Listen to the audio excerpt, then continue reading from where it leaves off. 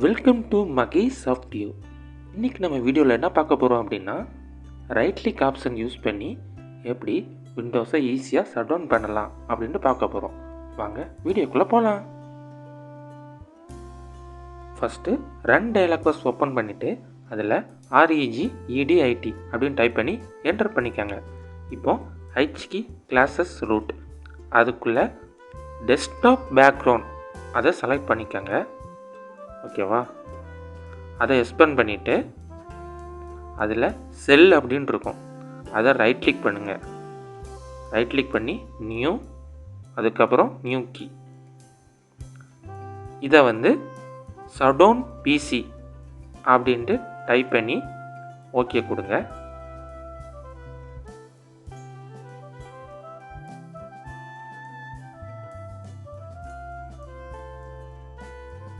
இப்போ shutdown PC அதை right click பண்ணிவிட்டு அதில் நியூ, அப்புறம் கீ, அதை செலக்ட் பண்ணிவிட்டு அதில் கமாண்ட் அப்படின்ட்டு டைப் பண்ணி ஓகே கொடுங்க.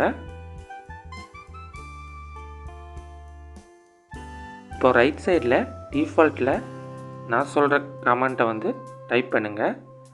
Shutdown space -S space -T space 0 space -hybrid type பண்ணி ஓகே கொடுங்க.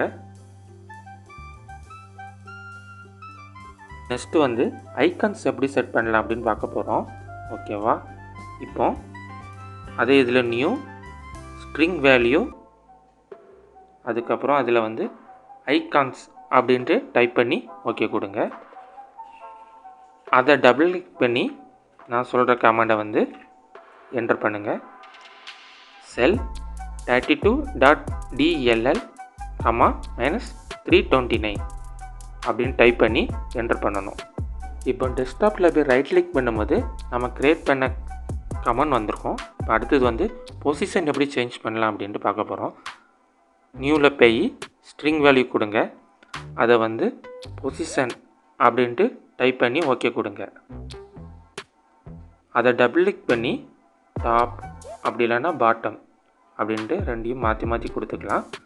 அதுக்கு ஏற்றாப்பில் நம்மளோட க்ரியேட் பண்ண அந்த கமெண்ட் இருக்குல்ல, அது டெஸ்க்டாப்பில் டாப்னா டாப்பில் வந்துடும், பாட்டமில் கொடுத்தோம்னா பாட்டமில் காமிக்கும். இப்போது நம்ம ரைட் கிளிக் பண்ணி ஷட்டவுன் PC கொடுக்க போகிறோம். சிஸ்டம் ஷட்டவுன் ஆகுது. ஓகே, தேங்க்ஸ் ஃபார் வாட்சிங் மகேஷ் சாஃப்ட்வியூ.